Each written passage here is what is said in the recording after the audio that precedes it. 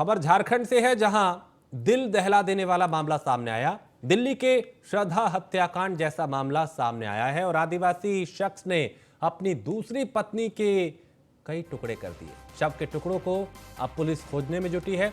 शव के कई हिस्से बरामद हो चुके हैं। सिर की तलाश अभी जारी है। आरोपी को पुलिस ने हिरासत में लिया है और अब इससे पूछताछ की जा रही है।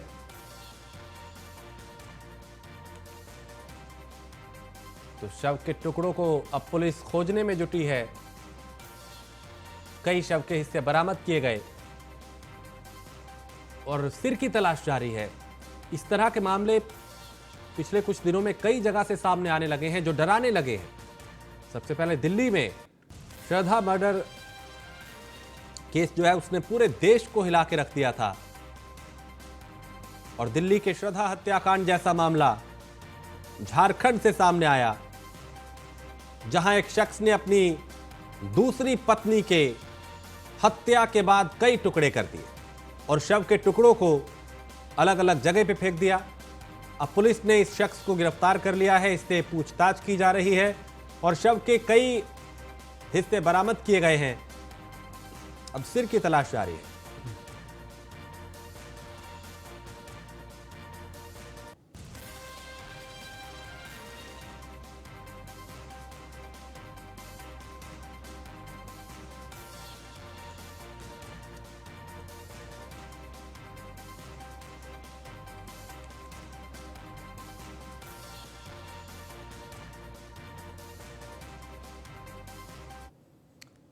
और राजस्थान सरकार के कोई भूखा ना सोए संकल्प को साकार करते Vedanta pink city half marathon आज यानी रविवार को आयोजित हुई, जिसे मुख्यमंत्री अशोक गहलोत ने जवाहरलाल नेहरू मार्ग पे मैराथन का फ्लैग ऑफ किया। इस दौरान उन्होंने धावकों से हाथ मिला के आगे बढ़ते हुए उत्साह बढ़ाया उनका।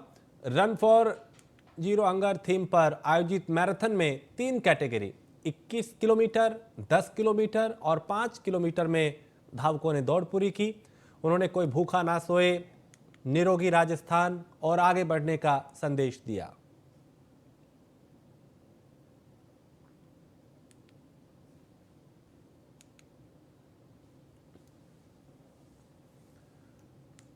और बिहार में जहरीली शराब से मौत को लेकर सियासी भूचाल थमने का नाम नहीं ले रहा।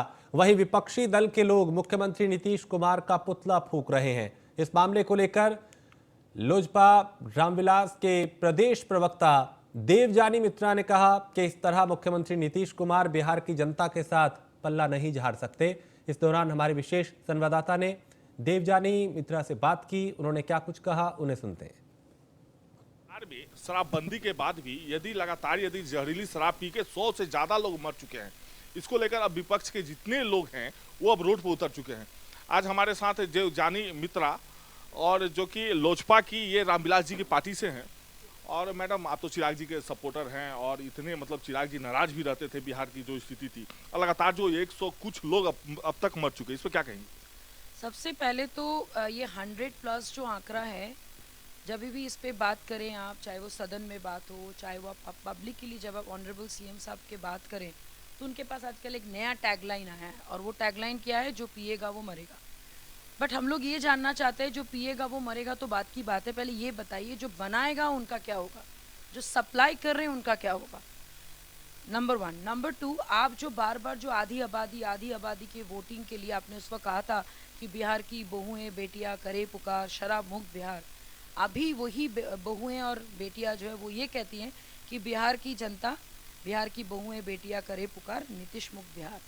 बिकॉज वो बार बार जब भी इलेक्शन का टाइम आता है वो हमेशा अपना जो नैरेटिव्स है वो चेंज करते रहते हैं। तो इस बार ना उनको कोई महिलाओं का सपोर्ट मिलेगा, ना उनको युवाओं का। आपको लग रहा है कि क्या होना चाहिए जिससे काफी सुधार देखने को मिलता है बिहार में? मैं आपको बता रही हूँ, देखिए 2 चीजें होनी चाहिए। जैसे हम लोगों ने कुछ दिन पहले एक डिबेट किए थे, तो उसमें बहुत ही वियर्ड तरीके से उनके लीडर ने एक एग्जाम्पल दिया था और वो एग्जाम्पल था क्या कि भाई हम लोग जब ट्रैफिक सिग्नल तोड़ते हैं तो एक्सीडेंट होती है ना। Let me tell you, traffic signal के बारे में हमें शिक्षित किया गया था कब? हम लोग जब स्कूल में थे। जिब्रा क्रॉसिंग क्या है, रेड लाइट क्या है, ग्रीन लाइट क्या है। आप मुझे बताइए, जब से ये एक्ट आया है हम लोग तो देख ही रहे, तस्करी हो रहा है, जहरीली शराब बन रहे हैं, बड़े बड़े लोगों को पकड़े जा रहे हैं जिनके पास बड़ी बड़ी गाड़ियां हैं, बड़े बड़े महंगी महंगी शराबें आ रही है और पैसा आप उनसे बना रहे हो। गरीबों के पास वो शराब नहीं पहुंचती है, गरीब अपने हिसाब से शराब बनाते और पीते क्योंकि उनको लत लगी हुई है। रूल नंबर 1, आप लोगों को जागरूक कीजिए, सबसे पहली बात। और अगर आप चाहते हैं कि भाई ये ढंग से लागू हो तो सबसे पहले बना कौन रहे उनको पकड़िए ना। देखिए, शराब चालू होना, ये बंद होना, अभी ये ना कोई पार्टी के हाथ में है ना कोई विपक्ष। It's is a complete law and order situation. क्या शराब पीना बंद हुआ? वो नहीं हुआ। तो कहीं ना कहीं आप एक अलग सोर्स ऑफ इनकम कर रहे, तो वो पैसा जा कहाँ रहा है? तो अगर आपको कंप्लीटली बंद करना है तो ना गरीब पिएगा ना अमीर पिएगा, ना बड़े नेता पिएंगे ना छोटे नेता पिएंगे ना आम लोग पिएंगे। कि देवजानी मित्रा, हालांकि एक चीज इन्होंने खुलकर कहा कि यदि शराबबंदी यदि पूर्ण रूप से यदि नहीं चल पा रही है तो सीएम साहब को कम से कम मुआवजा देना चाहिए। सहयोगी राजा तिवारी के साथ मनोज कुमार सिंह, पटना, बिहार। और अमृतसर के सुल्तानविंड गांव से एक मानवता को शर्मसार कर देने वाला मामला सामने आया, जहां अपने पति से झगड़ा होने के बाद मायके रह रही महिला को उसके पति और ससुराल वालों ने मायके जाके मौत के घाट उतार दिया, जिससे परिजनों में मातम पसरा है। घटना के बाद मृतका के परिजनों ने थाने के बाहर धरना दिया और प्रशासन से इंसाफ की गुहार लगाई। साथ ही पुलिस अधिकारियों का कहना है कि सूचना के आधार पर मामला दर्ज कर लिया गया है और आगे की कार्रवाई की जा रही है।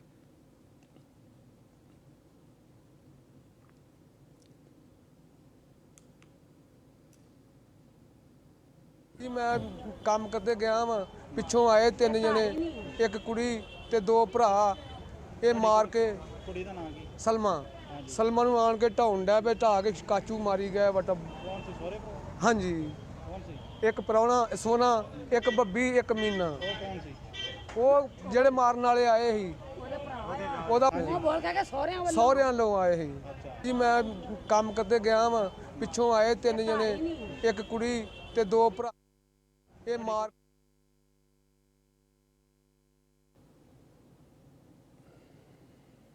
अमृतसर में बीजेपी युवा मोर्चा ने पाकिस्तान के विदेश मंत्री बिलावल भुट्टो का पुतला फूंका, प्रदर्शन किया।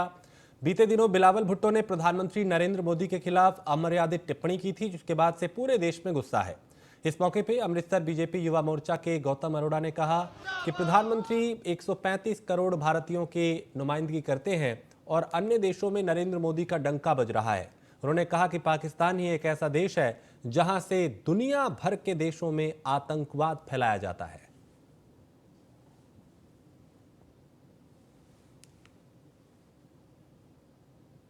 पाकिस्तान का पिट छापा किया है। पाकिस्तान के फॉरेन मिनिस्टर बिलावल भुट्टो जो कि शरीरिक तौर पर वड्डी उम्र के हो गए लेकिन दिमागी तौर पर सारी भी बचकानी एकता करते हैं।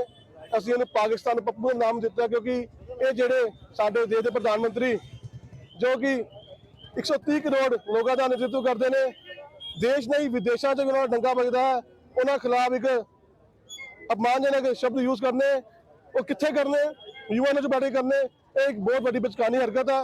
ਅੱਜ ਉਸ ਦੇ ਖਿਲਾਫ ਅਸੀਂ ਪਿੱਟ ਪਛਾਪਾ ਕਰ ਰਹੇ ਹਾਂ। पाकिस्तान ਦਾ पिट।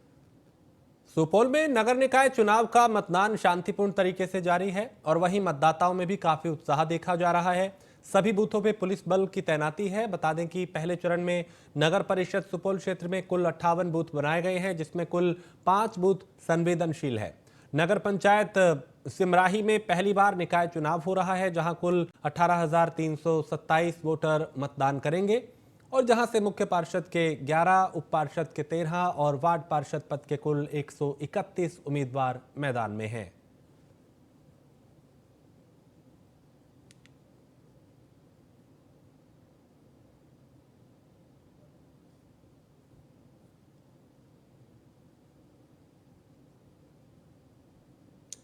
तो मतदान को लेकर लोगों में भी उत्साह देखा जा रहा है। पुलिस ने भी सुरक्षा के पुख्ता इंतजाम किए हैं ताकि कहीं पर भी कोई गड़बड़ी ना हो, कोई अप्रिय घटना ना हो।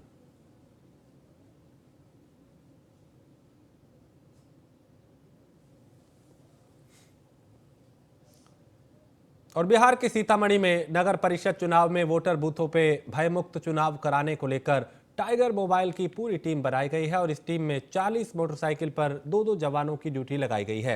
इन सभी जवानों को नगर परिषद क्षेत्र के सभी बूथ पे राउंड कर सुरक्षा व्यवस्था बनाए रखनी है, साथ ही असामाजिक तत्वों पर भी नजर रखनी है ताकि कहीं पर कोई गड़बड़ी ना हो।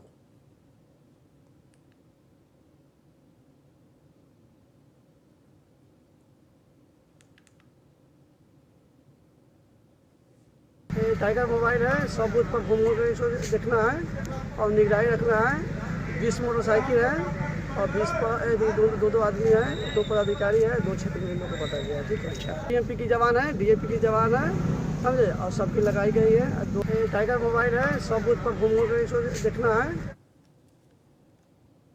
और छपरा में जहरीली शराब से मौत पे सियासत और गर्माती जा रही है। विपक्ष लगातार सरकार पे हमलावर है।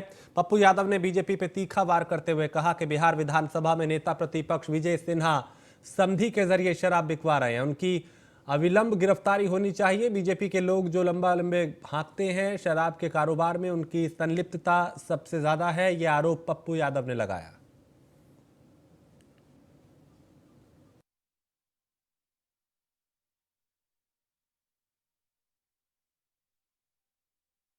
विलंब गिरफ्तार करना चाहिए, नेता प्रतिपक्ष गिरफ्तारी हो, क्योंकि नेता प्रतिपक्ष अपने समधी के घर में शराब बिचवाते हैं।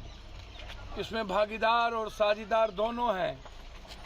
मैं बार बार कह रहा हूं कि अभी तक पॉलिटिशियन की गिरफ्तारी क्यों नहीं होती शराब बिचवाने में। 70-80 लोग मर जाते हैं। जो लोग सिर्फ मुख्यमंत्री को गाली देते हैं वो बचिए, उनके पिता की तरह हैं वो। विलंब गिरफ्तार करना चाहिए, नेता प्रतिपक्ष गिरफ्तारी हो, क्योंकि नेता प्रतिपक्ष अपने समधी के घर में शराब बिचवाते हैं। इसमें भागीदार और साझीदार दोनों हैं। मैं बार बार कह रहा हूं कि अभी तक और खबर लखनऊ से है, जहां जाली रजिस्ट्री करने के मामले में एलडीए के 4 बाबू निलंबित हुए हैं और सभी बाबुओं के खिलाफ जांच करने के लिए एक कमेटी का गठन किया गया है। आलोकनाथ, धीरज श्रीवास्तव, कुलदीप और रामानंद को निलंबित किया गया है। तो ये फर्जी रजिस्ट्री कराने में इनका नाम सामने आया। आलोकनाथ, धीरज श्रीवास्तव, कुलदीप और रामानंद। तो जाली रजिस्ट्री यानी रजिस्ट्री का फर्जीवाड़ा ये लोग कर रहे थे।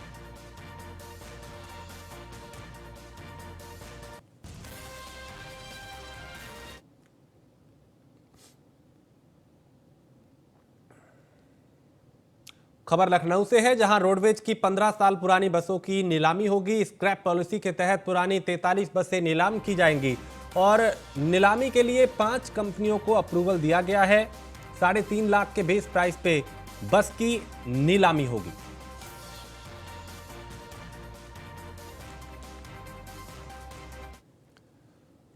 और रायबरेली में सोमू ढाबे पे प्रशासन का पंजा चला। 2 साल पहले ढाबे पे आदित्य सिंह की हत्या हुई थी। खाने के विवाद में पीट कर मौत के घाट उतारा गया था। मामले में 1 दर्जन आरोपियों को जेल भेजा गया। हत्याकांड मामले को लेकर ढाबे पे बुलडोजर चला है और मिल एरिया इलाके के रतापुर चौराहे पर यह ढाबा था, जिसे बुलडोजर ने गिरा दिया, ध्वस्त कर दिया।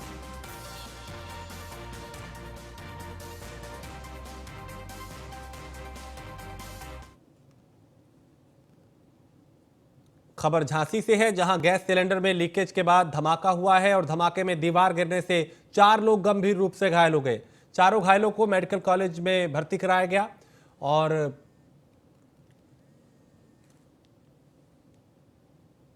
यहां पे 4 लोग इसकी चपेट में आए, जिन्हें तुरंत नजदीकी अस्पताल में भर्ती कराया गया।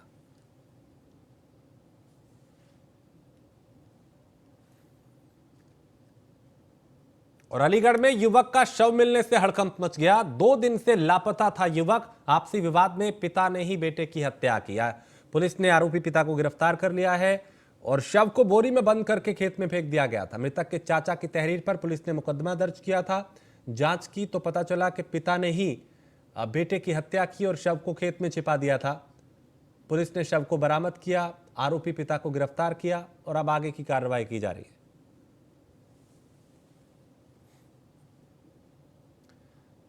फर्रुखाबाद में पुलिस और बदमाशों के बीच मुठभेड़ हुई, जहां मुठभेड़ के दौरान इनामी बदमाश को गोली लगी और इलाज के दौरान बदमाश ने दम तोड़ दिया। मुठभेड़ में 2 पुलिसकर्मी भी घायल हुए, जिन्हें अस्पताल में भर्ती कराया गया। बदमाश पे कई मुकदमे दर्ज थे, इस पर इनाम भी रखा गया था। पुलिस को लंबे समय से इसकी तलाश थी और आज ये मुठभेड़ में मारा गया।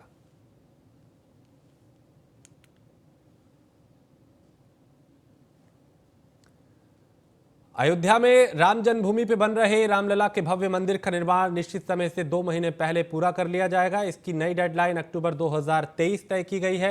इसी के साथ मंदिर प्राण प्रतिष्ठा के लिए भी तैयार हो जाएगा। इससे पहले दिसंबर 2023 का लक्ष्य तय हुआ था। और राम मंदिर निर्माण समिति के पहले दिन की बैठक के बाद श्री राम जन्मभूमि तीर्थ क्षेत्र ट्रस्ट के महासचिव चंपत राय ने इसकी जानकारी दी।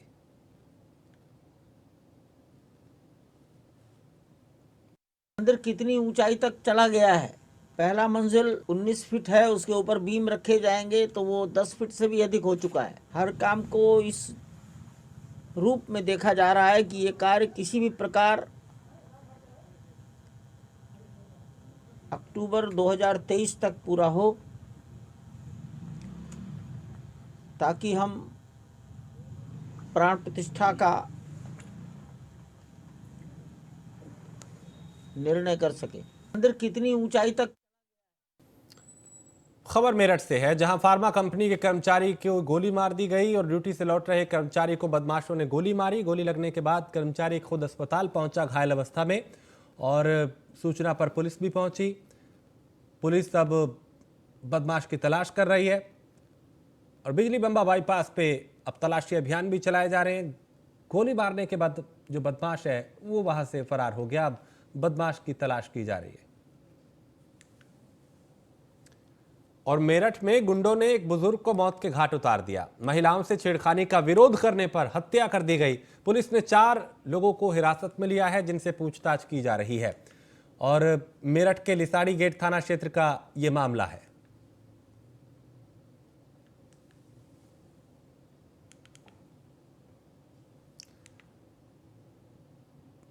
खबर पीलीभीत से है, जहां मंत्री संजय गंगवार को 2 मामलों में सजा सुनाई गई है। एमपी एमएलए कोर्ट ने 2 मामलों में सजा सुनाई है। आचार संहिता उल्लंघन के मामले में 3-3 महीने की सजा और कोर्ट ने 2-2 हजार रुपए का आर्थिक जुर्माना भी लगाया है।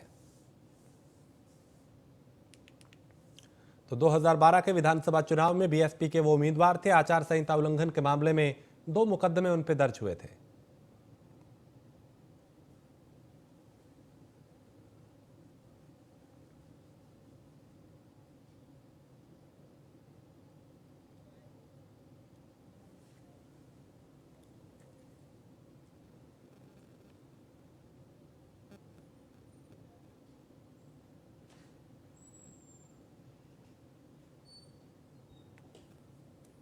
तो मंत्री संजय गंगवार को 2 मामलों में सजा सुनाई गई है।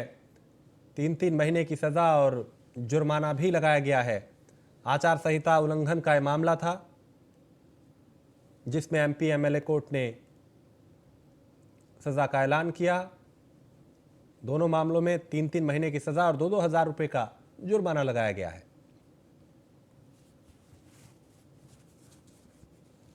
2012 के विधानसभा चुनाव में वो बीएसपी के उम्मीदवार थे और तब उन पे आचार संहिता के उल्लंघन का मामला दर्ज हुआ था।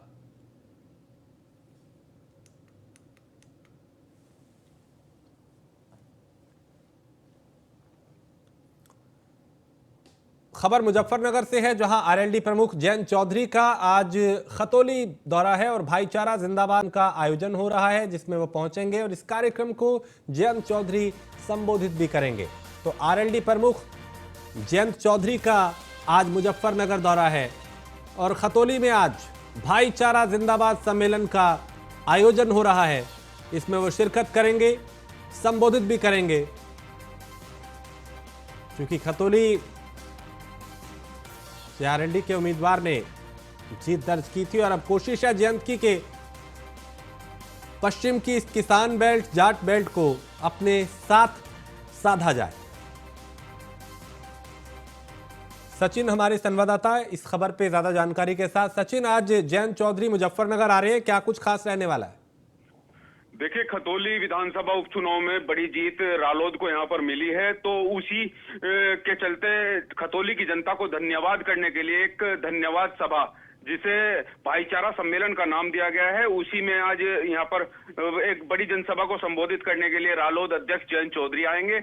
उनके साथ संभवतः जो आजाद समाज पार्टी के अध्यक्ष है चंद्रशेखर आजाद, वो भी नजर आएंगे और एक बड़ी भीड़ आज खतौली की भाईचारा सम्मेलन में शामिल रहेगी। जी किस तरह की तैयारियां हैं कार्यकर्ताओं में, लोगों में कैसी उत्सुकता है, चूंकि वो यहाँ पे संबोधित भी करेंगे और जाहिर है खतौली जीतने के बाद कई आगे की रणनीतियां भी बनाई जा रही होंगी।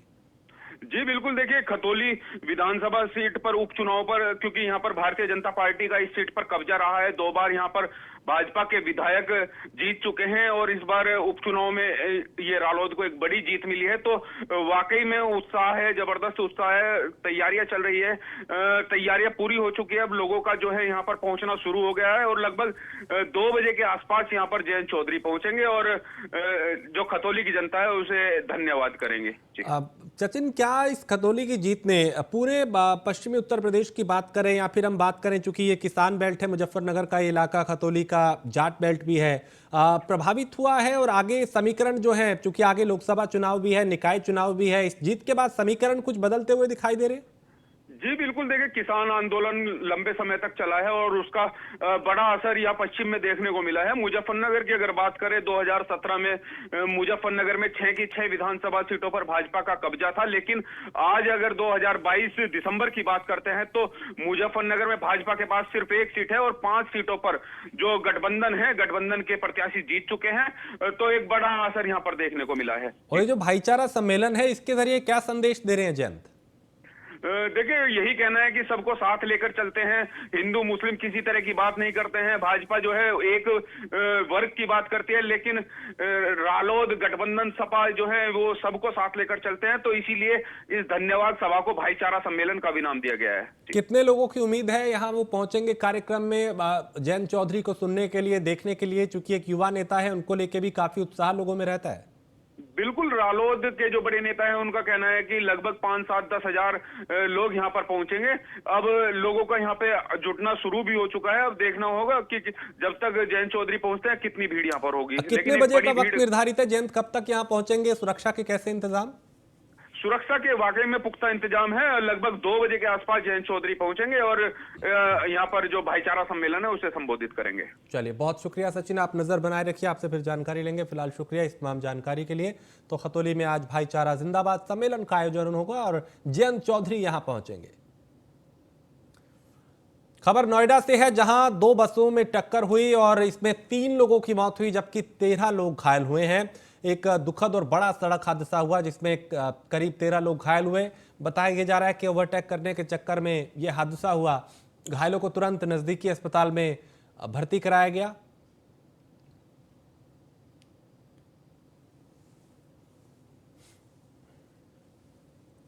तो ओवरटेक करते वक्त यह हादसा हुआ और इस सड़क हादसे में 3 लोगों की जान गई जबकि 13 लोग घायल हुए।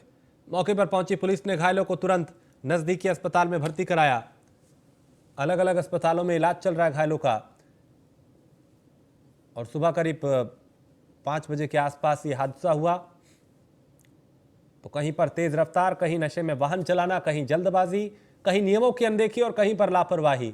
ज्यादातर सड़क हादसे इस वजह से होते हैं। लेकिन अमूमन चूंकि इन दिनों में दिसंबर जनवरी में कोहरा भी बहुत ज्यादा होता है, कोहरे के चलते भी हादसे होते हैं, लिहाजा ज्यादा सावधानी बरतने की जरूरत होती है। यहां यात्रियों का कहना है कि ओवरटेक करने के चक्कर में यह हादसा हुआ जिसका खामियाजा यात्रियों को भुगतना पड़ा। और इसी के साथ इस बुलेटिन में फिलहाल इतना ही। आप बने रहिए न्यूज़ 1 इंडिया के साथ।